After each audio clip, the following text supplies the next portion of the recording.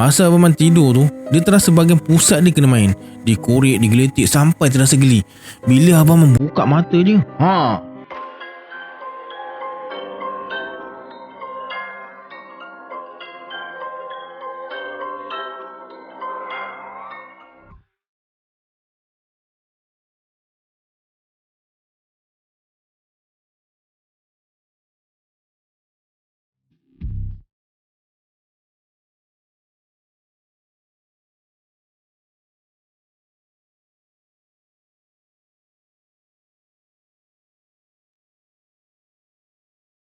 Bismillahirrahmanirrahim. Assalamualaikum semua, kembali lagi bersama saya Syarul. Baiklah, dalam video kali ini saya akan kongsikan 4 kisah daripada Abang Aman Jengga lagi. Yang mana terlepas cerita-cerita daripada Abang Aman Jengga, saya ada buatkan playlist dan saya akan letakkan link tu dekat description box di bawah. Yang mana belum subscribe, sila subscribe sekarang, subscribe dan tekan notification bell sekali. Sebelum kita mulakan, kita baca selawat dulu. Sallallahu Rabbuna ala nuril mubin Ahmadal Mustafa Sayyidil Mursalin. Sallallahu Rabbuna ala nuril mubin Ahmadal Mustafa Sayyidil Mursalin. Sallallahu Rabbuna ala nuril mubin Ahmadal Mustafa Sayyidil Mursalin. Tanpa membuang masa lagi, jom let's jump to Rabak Serah.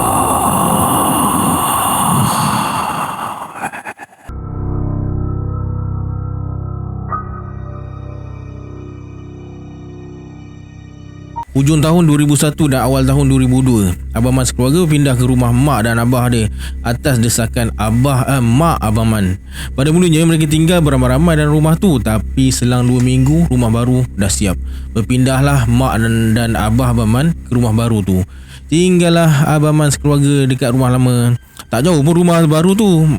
Macam saya ada ceritakan sebelum ni, sebelah rumah je. Bumbung pun berkongsi. Abang Man masih kerja dekat pasar pagi Pandamaran, jual barang-barang kampung. Khasnya nenas lah. Sebab nenas ni bawa banyak mana pun insya-Allah habis dijual. Selalu ada seorang asuh ni buka bonet kereta tengok nenas. Kalau dia berkenan, dia terus tutup bonet tu dan suruh Abang Man hantar nenas tu dekat tempat dia. Senang sikit kerja Abang Man hari tu. Ada jugalah tempahan daripada beberapa apek suruh Abang Man hantar nenas ke warung mereka sebelah petang atau malam. Bawalah berapa pun mereka akan terima. Janji nenas tu cantik. Bila nak dekat tahun baru Cina je, Abang Man dan isteri lah orang paling sibuk sekali mengalahkan kaum Cina sendiri. Apa taknya permintaan nenas mentah pada sebelum tahun baru Cina amatlah tinggi. 8 hari sebelum tahun baru Cina, Abang Man nak ambil nenas dekat kebun Cik Kusnin. Kebun ni dekat bawah pencawang TNB. Dekat kebun ni Abang Man kena petik sendiri. Dia bertolak ke kebun pukul 3 petang. Nak pergi ke bawah pencawang TNB kena lalu Fekra Batu Lapan sejangkang. Setengah jam jugalah perjalanan. Sampai dekat kebun, Abang Man pun mulalah petik nenas. Selorong demi selorong dia petik. Bila dah agak-agak dah penuh satu kereta, dia pun tolak kereta sorong untuk diangkut nenas tersebut ke kereta. Bila kereta dah penuh, Abang Man pun baliklah letak nenas dekat rumah dulu. Cadang nak buat 2 trip. Lepas tu Abang Man patah balik ke kebun untuk sambung petik nenas lagi. Lepas solat, Abang Man rehat sekejap sambil minum kopi dan hisap pokok. Masa tengah melayan perasaan dekat kebun nenas sorang-sorang tu, Abang Man ternampak dekat bahagian belakang belah kiri kebun ada sekumpulan lelaki dalam belasan orang berpakaian seloring macam tentera. Mereka semua kelihatan dalam keadaan yang sangat letih dan pakaian masing-masing kotor berdebu. Muka masing-masing dicat warna hitam berceloring. Kesemua tentera tu duduk berehat kecuali 2 orang. Mungkin tu sentri, iaitu orang yang mengawal kumpulan. Cuaca yang terang berdendam pada petang tu tiba-tiba bertukar jadi agak gelap dan kelihatan berkabus macam awal pagi. Abang Man tengok mereka, tapi mereka macam tak hiraukan Abang Man. Padahal jarak dia dengan mereka semua tak sampai 20 meter pun. Tiba-tiba keadaan jadi tegang dan hingar-bingar bila kumpulan tentera ni diserang oleh satu kumpulan lain. Bunyi timbakan senjata api, dentuman mortar dan bontangan betul-betul membingitkan telinga Abang Man. Serangan dilakukan dari segenap arah. Ada 2 orang tentera langgar Abang Man, tapi terasa macam ditiup angin. Abang Man terperangkap di tengah-tengah dua kumpulan yang tengah berperang. Abang Man yang belum pernah mengalami situasi macam ni terus dibawa mengembara sampai terlupa nak baca apa-apa. Lupa waktu, lupa diri, sampai Abang Man terpaksa menyorok dekat belakang longgokan guni baja tahi ayam yang ada dalam pondok tu. Dua kumpulan ni terus berbalas tembakan. Rupa masing-masing macam muka kita juga. Cuma tentera ni besar sikit dari kita. Bahasa dia Abang Man tak faham. Dekat sebelah Abang Man ada dua orang tentera berlainan warna baju tengah bertarung tangan kosong. Tiba-tiba kawan salah seorang daripada mereka datang dan terus penggal kepala lawan dia. Allahu Akbar! Spontan Abang Man bertakbir. Tiba-tiba keadaan jadi normal balik. Tak ada lagi tentera, tak ada lagi bunyi tembakan senjata api dan pokok-pokok besar.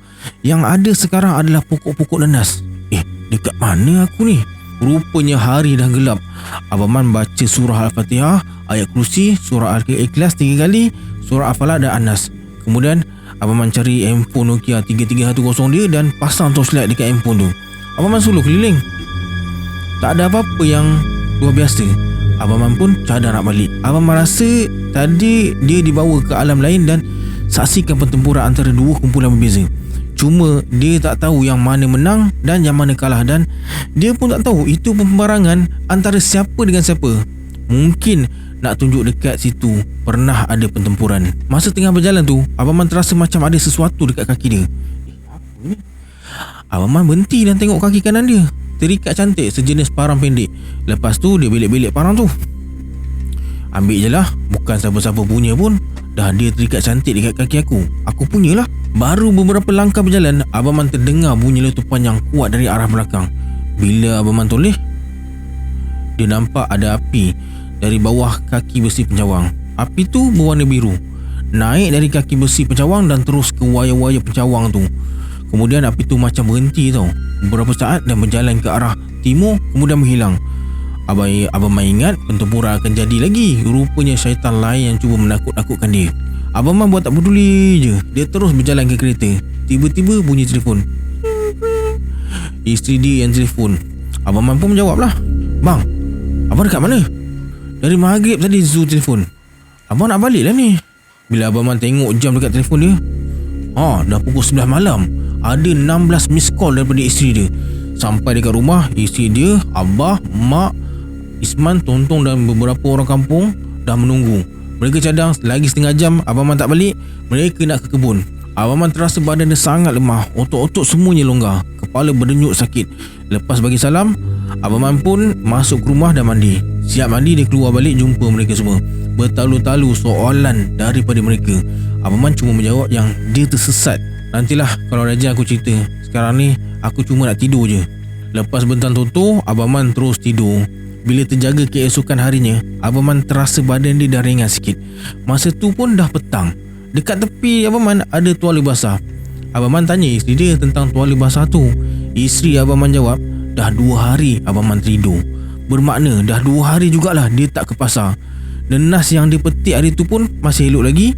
Esok petangnya Abang Man ke kebun untuk petik nenas dan begitulah seterusnya. Dekat kebun Cik Kusnin tu memang keras. Cik Kusnin pun tahu dan dia pernah bagi peringatan pada Abang Man. Macam-macam jelmaan yang Abang Man nampak. Cuma hari yang dia terkena tu, memang Abang Man lupa langsung untuk pagar diri. Lepas kejadian tu, Abang Man tak lupa lagi lah untuk baca doa pagar diri dan keluarga.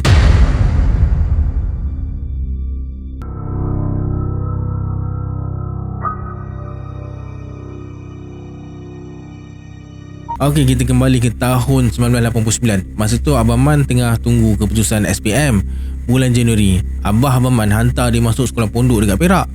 Abah Abang Man pernah belajar dekat situ juga dan berjaya dengan ilmu agamanya lah. Abah Abang Man ni imam masjid, juru nikah dan guru takmir dekat kampung dia.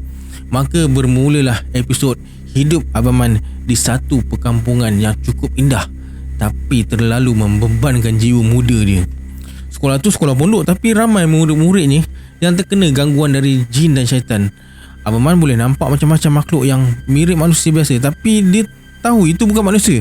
Sampai kadang-kadang Abang Man jadi keliru untuk bezakan antara manusia atau bukan manusia. Abang Man ni pun sama macam arwah Kash kan. Bagi siapa yang tak tahu siapa Kash ni, saya letakkan link cerita dia dekat bawah. Okey, kita sambung cerita Abang Man. Sekolah pondok ni tak ada bilik. Mereka ditempatkan di dalam sebuah dewan. Dekat situ disusun tilam, selimut dan bantal untuk setiap pelajar lah. Sekolah tu bukannya khusus untuk tahfiz Al-Quran je. Ada berbagai cabang yang diajar tapi dikhususkan untuk keagamaan. Contohnya Abang Man, dia ambil jurusan Usuluddin peringkat asas. Seminggu dekat situ, macam-macam makhluk dia nampak. Ada yang besar sehingga sebesar bas dan ada yang kecil sehingga sekecil lipas. Abang Man tak tahu adakah ia dibela atau yang liar. Satu petang lepas zuhur, Abang Man terlalu mengantuk. Dia baring dekat silam dan tertidur. Masa Abang Man tidur tu, dia terasa bahagian pusat dia kena main. Dikorek, digeletik sampai terasa geli. Bila Abang Man buka mata je, muka sebesar talam dengan warna hitam pekat tersenyum sambil alionya menjelejeh jatuh kena badan Abang Man. Allahu Akbar. Abang Man menjerit sambil tepis-tepiskan benda tu. Sekelip mata makhluk tu hilang dari pandangan. Kemudian Abang Man periksa badan dia. Yang kena alio tu lah, tak ada apa-apa pun. Lepas tu Abang Man bangun untuk solat asar. Masuk sebulan Abang Man dekat situ dalam pukul 3 petang. Masa tu mereka setengah belajar. Tiba-tiba kecoh. Mereka semua nampak sebuah objek 4 segi tepat panjang tengah terbang melintas dari kelas Abang Man menuju ke arah luar sekolah. Entah dari mana objek ni datang, Abang Man pun tak tahu. Objek tu dibungkus dengan kain batik Jawa. Dari kain batik tu pula berjejeran cecair warna merah. Bila Abang Man perhati betul-betul, rupanya objek tu adalah keranda dan cecair warna merah tu adalah darah. Beberapa orang pelajar histeria. Mereka azan beramai-ramai atas arahan seorang guru. Beberapa kali mereka azan dan gangguan pun berakhir. Tapi kesan dari peristiwa tu begitu mengganggu kehidupan kebanyakan pelajar dekat situ.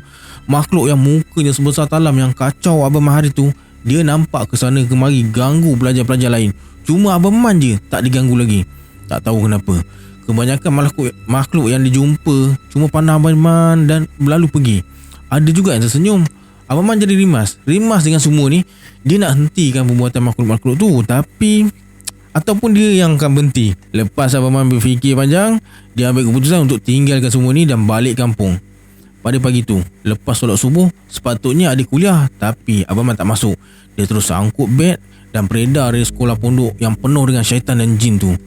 Abang Man tunggu bas dekat pondok yang pihak sekolah buat khas untuk belajar-belajar. Pukul 8 pagi, ada sebuah bas yang menghala ke Pekan Tanjung Malim. Abang Man naik bas tu. Dekat Tanjung Malim, Abang Man tunggu bas nak ke Bandar Kelang. Yang ni bas ekspres. Bas bertolak pukul 11.30 pagi. Dia pergi sarapan dulu. Lepas sarapan tu, Abang Man duduk dekat satu bangku dan menunggu. Masa tu dah pukul 10 pagi. Ada lagi 1.5 jam. Sambil duduk tu, Abang Man tertidur.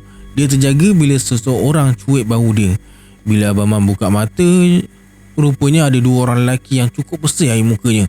Mereka tanya Abang Man macam-macam soalan yang pada pandangan Abang Man, ini soalan perangkap. Mereka bertanya tentang ketuhanan dan Abang Man percaya. Mereka ni mubalik Kristian.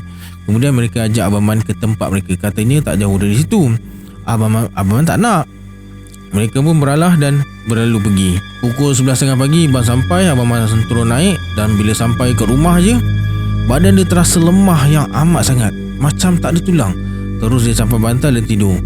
Abang Man tidur selama 3 hari. Masuk hari ketiga tu baru dia bangun dan terasa ini baru betul diri dia. Menurut Abang Man yang rawat dia, ada 2 unsur yang pengaruh Abang Man. Unsur pertama dari sekolah pondok dan unsur kedua dari mubalik Kristian yang dijumpa hari tu. Mubalik tu guna ilmu pukau. Lagi satu, salah seorang dari guru dekat sekolah pondok tu ada yang boleh saka dan sakanya ajak kawan-kawan yang lain untuk ganggu pelajar-pelajar dekat situ.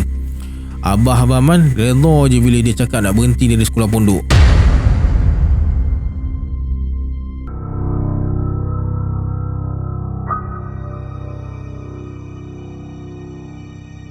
Tahun 1993, masa ni umur Abang Man awal 20-an.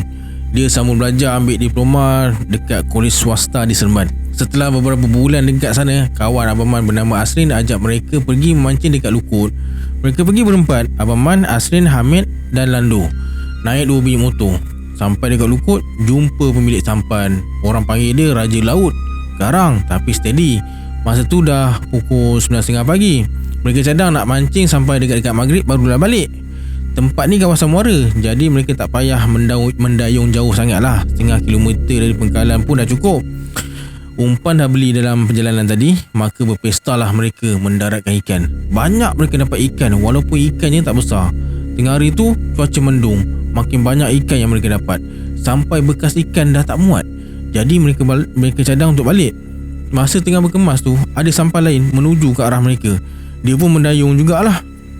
Kelihatan seorang lelaki, mungkin dalam umur 40-an, pakai jubah putih, berserban, ada janggut sejemput macam ni. Sampai dekat sebelah sampan mereka, dia terus ikat sampan dia dekat sampan berman ni lah, dan bersuara, "Assalamualaikum, sihat semua?" "Waalaikumsalam, sihat bang. Begini, abang datang ni nak jemput korang semua kenduri di rumah abang. Rumahnya dekat sana, lepas Zuhur. InsyaAllah nanti kami datang. Terima kasihlah sebab jemput kami. Kalau macam tu, abang beratur dulu ya." Sambil lepaskan ikatan sampan tu, dia pesan, "Jangan lupa tau nanti datang." "Ya bang." Mereka semua tengok je orang tu pergi, hingga hilang dari pandangan. Mereka tak fikir apa-apa pun. Sehinggalah Abang Man bersuara, "Korang, kita ni dekat tengah laut, macam mana orang boleh jemput kenduri? Jomlah balik." Dengan segera mereka mendayung ke penggalan. Sampai dekat penggalan, Raja Laut dah tercegat perhatikan mereka. Kemudian Abang Man ceritakan apa yang mereka baru lalui tadi. Raja Laut bersuara, "Kenapa korang tak pergi kenduri tu? Nanti mesti dapat sesuatu. Masalahnya, kenduri apa dekat tengah-tengah laut?"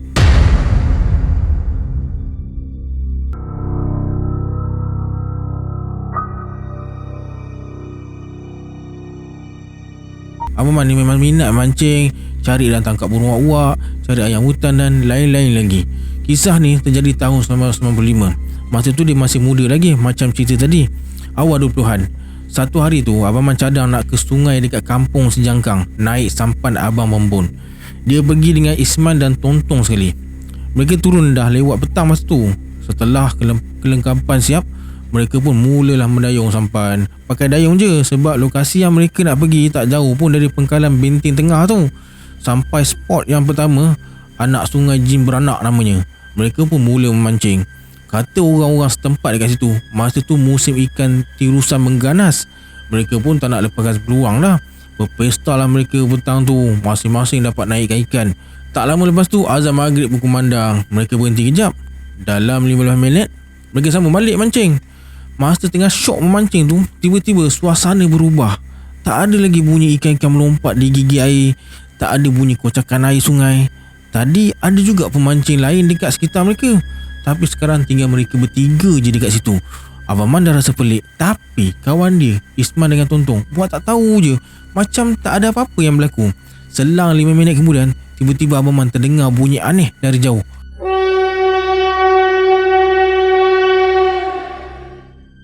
Bunyi apa tu? Tak sampai seminit, sebuah kereta api lalu menghala ke arah sampan mereka. Abang Man, Isman dengan Tontong jadi kelang kabut. "Woi Tong, tarik sauh!" Tontong pun cepat-cepat tarik sauh. Sebelum sauh sampai, Abang Man dah dayung sampan ke tepi supaya tak dilanggar kereta api. Setelah berada dekat tebing, mereka nampak kereta api jenis arang batu. Badan kereta api tu tak ada tulis apa-apa, memang bukan KTM. Penumpang dalam kereta api tu pun pula pakat-pakat tengok mereka. Ada yang tersenyum, ada yang siap melambai-lambaikan tangan, ada yang penumpang yang lemparkan duit shilling. Mereka pun seronok lah tengok geragak penumpang kereta api tersebut.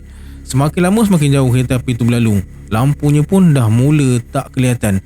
Dari jauh terdengar sama-sama bunyi sireng kereta api tu.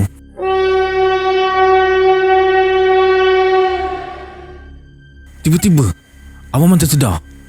Kita ni dekat sungai kan? Abang Man terus beristighfar banyak-banyak. Dia tengok muka Isman dengan Tontong dah mula resah, takut dan macam-macam lagi. Mereka berdua terbaring dalam sampan.